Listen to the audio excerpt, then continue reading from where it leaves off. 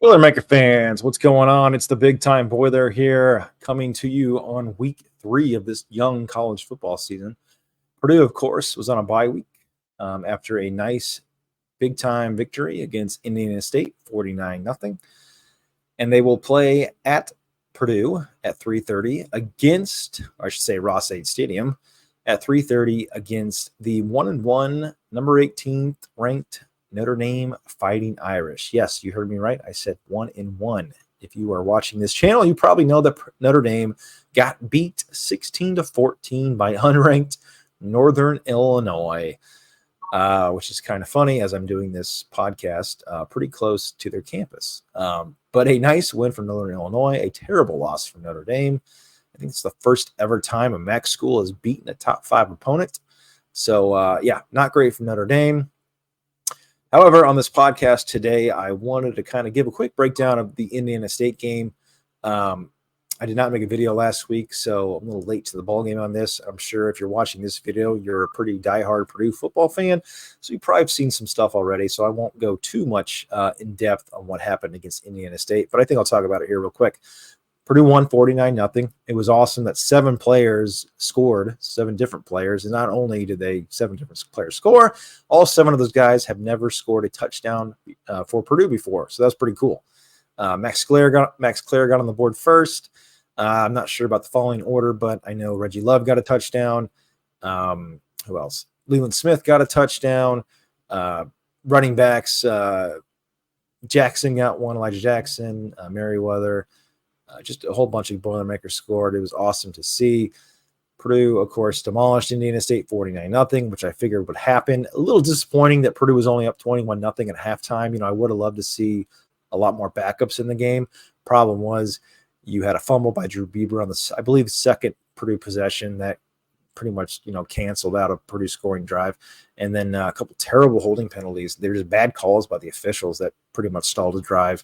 So, that would have been 35-0 going into half. Starters at that point probably would not have played. My guess would be Ryan Brown would have gotten most of the, he would have gotten all the third quarter, maybe some of the fourth. And then Marcus Davila would have got some time to maybe a possession or two. That didn't happen. So, unfortunately, the starters had to play about halfway through the third quarter, and then the bench was cleared out. But I would have liked to see that. That's really the only negative I have of that Indiana State game. Offense looks fantastic as far as like the eye test, because it's really hard to take away a lot from that Indiana State game from like a numbers and statistics point of view. Now, Hudson Card was 24 out of 25 for 4 touchdowns, which is phenomenal and hard to do against air. The one miss he had was a long bomb to Jamal Edrin, who probably should have caught that but lost it in the sun. And I thought, another side note, Jamal Edrin looked excellent. He's a big physical receiver. So it's hard to, again, kind of really take away a lot from this game, but from the eye test, and again, that's kind of what I fire a lot from my hip when I'm talking Purdue sports, but I'm a pretty locked in Purdue fan. Follow it quite a bit. Feel like I'm pretty knowledgeable. I like to consider myself an expert, self-described expert. I have a pretty good feel. And, in the past, I've just based on these eyes, I can realize, is this Purdue team going to be one that can compete, or is this Purdue football team going to be one that struggles? And I really think this Purdue football team is one that's going to be able to compete this year. It's going to have some tough games, but from an eye standpoint, they passed the test. They look physical on the offensive line. They look great at quarterback, great at running back. The receiver room looks tremendously improved. Defensive wise, it was kind of hard to kind of judge them. Of course, they shut them out, which is always good. I think they got like 130 yards total offense. Indiana State did. Indiana State, though, they refused to pass the ball. I mean, it was like 3rd and 8, and they were running the ball every time. I think they passed a total of like 8 times, which is funny because against Eastern Illinois this weekend, Indiana State played them. I can't remember where the game was at. And then Eastern Illinois, I think it was Eastern Illinois. They played Illinois week 1, got beat 45-0. So very similar score for both those teams. Played each other. I think Eastern Illinois, they did win. I think they only won though like by 6 or 7. So close game there. But anyway, where I was getting at is Indiana State and the quarterback in that game, can't remember his name, number 2, he threw the ball 39 times, like 31 to 39. So they clearly want to throw it, which I thought was kind of interesting. They did not want to throw it against Purdue at all. So it's hard to evaluate the secondary But that unit looked, pretty good. Excited about Kydrick Breedlove. He looked phenomenal. Antonio Stevens looked great. Linebacker unit, of course, Yanni didn't play the first half, but he looked good in the second half, but only got a few snaps. Jenkins, I thought, was okay. I'm sure he'll improve as he goes along. The defensive line, though, I thought was the best-looking group in that game, at least. They look physical. Jeffrey Himbaugh looked dominant. Very excited about that group. So, that's really all I can say about the Indiana State game. I think, going into Notre Dame, again, and based off just what my eyes see and just, other information, I think Purdue does have some dudes. Hudson Card's a dude. Maccabee's a dude. Love's a dude. Edrin's a definite dude. Max Clare is a big-time dude. I mean, he might be one of the best tight ends in the country. I think Will Helt's a dude. That guy looks like a monster out there. The Terminator. Jenkins, we know, is one. Thieneman, we know, is one. Breedlove looked good. And they got some players. This team's got talent for sure. And special teams look pretty good too. Unfortunately, though, there was no field goals taken, which would have been nice to see Spencer Porath, who got the start.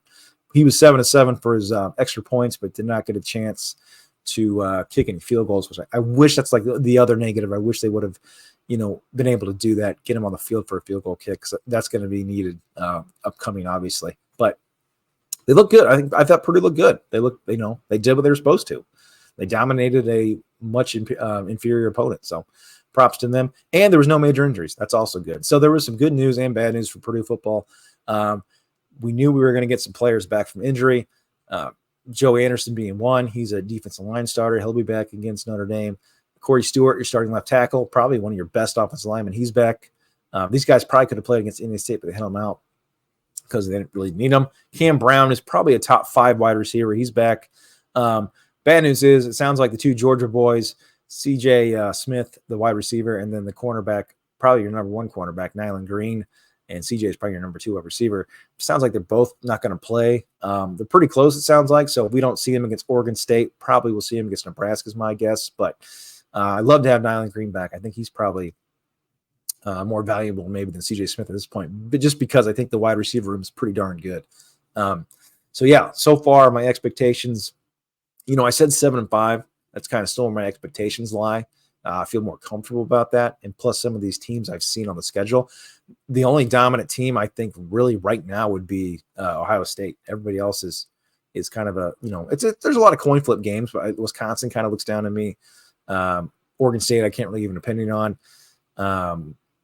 Illinois looks pretty good. Northwestern doesn't look good. So, I mean, there's, it's going to be, I think, a good season for Purdue, but we'll see if they can stay healthy. That's going to be the key. Now, talking Notre Dame game, 3:30, Ross-Ade, CBS. Gary Danielson back at his old alma mater. I think the last time he called a game was like in 2004, maybe before that even. But good to have him back. This is going to be a pissed off Notre Dame team. We realize that. Now, I said it earlier, I'm an expert when it comes to Purdue football and pretty, I don't want to just say casual college football fan because I'm pretty, I keep up with it, but it's especially these days, it's really hard to really even focus on the players that are actually on the teams besides a few of the stars. Philosophies, though, for coaching philosophies are a lot easier. Kind of understand what Freeman's trying to do. Notre Dame is a very, very good defense. Well, they have a very good secondary. That's like an A-plus unit. How good their linebackers and defensive line is, to me, is still kind of up in the air. Northern Illinois was able to push them around some. Actually, they were able to push them a lot. They were able to push them on both sides of the football, offense and defensive line. And that's a MAC school. So Notre Dame's had some injury problems in the offensive line. They lost 2 guys to the professional NFL. And then the starting left tackle got hurt. So they got a young offensive line. So the biggest problem, though, is their quarterback. I don't think Riley Leonard's very good. He's not a good passer. Let me rephrase that. Riley Leonard's not a very good passer, and that's backed up by stats and the eyes. And he's hurt. Apparently he hurt his shoulder against Northern Illinois. I don't know if he's going to play against Purdue. Right now they say he is, but I would hate to see him get benched because I think Purdue's got a pretty good chance against a limited Riley Leonard who can't throw the football even when he's healthy. So, excuse me. How is this game going to play out? That's the big question. And right now, Vegas, I believe this game started before Notre Dame got beat. This line was at Purdue plus 16, which I thought was absurd. There's like no way is Purdue a 16-point dog. It's gone down, I think, all the way to 10. To me, that's still too high. So I'm betting Purdue with the points here. I think Purdue's got a great shot to win this game. This is Purdue's first test, obviously. Notre Dame's had 2 close games, too. So, I mean, Notre Dame's had 0 cakewalks. They got beat week 2, and they had a tough test week 1 on the road, so against Texas A&M. So what's going to happen in this game is going to be fascinating to me. Because I'm a homer, this is a Purdue channel, I'm going to say Purdue wins this game 28-21 in a bit of a coming out party for some players. I think guys like Cutson Carr, Jamal Edrin, maybe like Will Helt, they're going to shine. Dylan Thieneman's already kind of a household name, but I think those guys are going to make themselves known to college football, especially Edrin. I just got a feeling that Edrin's going to go off. And also Max Clare. I think Clare, Edrin, and Carr, Democracy, and Love, they're all going to have good games. I think Purdue people are going to start talking about Purdue a little more after this game, but then hopefully they can take care of business against Oregon State. It's going to be a tough game. But again, Notre Dame offensively, they're very good running the football, it seems. But their offensive line is not a typical Notre Dame offensive line. I would say their defensive line is not even a typical Notre Dame defensive line, nor their linebackers typical. So it's really hard to judge this game, especially going with Purdue, not really being tested. But again, I think Purdue's got a pretty solid team. So I think this is going to be a close game. I expect Purdue to win just because I'm a Purdue fan. I wouldn't be shocked if Purdue loses. I just want at the very, very least a close, entertaining game. If Notre Dame loses or if Notre Dame wins, I'm not going to be, completely pissed off. Well, I shouldn't say that. It depends how the game goes. But I like Purdue's chances, and you should too. Now, if Notre Dame came out and absolutely curb stomped Purdue, which I don't think is going to happen, I would be very disappointed. And I would think that's not a very good sign of things to come. Of course, football's so weird, man. Anything can change week after week, but I like where this Purdue team's at. I think they're going to be focused, laser focused, 2 weeks off. Notre Dame, would I rather than won against Northern Illinois? I don't know, maybe, but it doesn't really matter. There's blood in the water. I think Purdue smells it. I think Purdue will win this game. So I'm excited to see it. Again, this analysis wasn't super in-depth. I'm not a Notre Dame expert. Wish we could have got a Notre Dame fan on here that wasn't an IU basketball fan. That's a dig.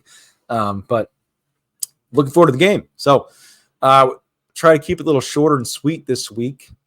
If Notre Dame loses and Purdue wins, I think next week I'll have a little more in-depth video probably about that game. But again, Indiana State happened a week and a half ago. There wasn't much to talk about besides Purdue's dominance. I'm excited. Like the other good thing, again, Purdue's pretty healthy outside those 2 players. All their depth pieces are healthy. They have a couple guys injured for long term, but they're like freshmen or JUCOs that weren't really going to be in the 2 deeps. From a 2 deep perspective, they're really, I think, just missing Nyland Green and CJ Smith. So with that, boiler up, and we'll see you next time. God bless.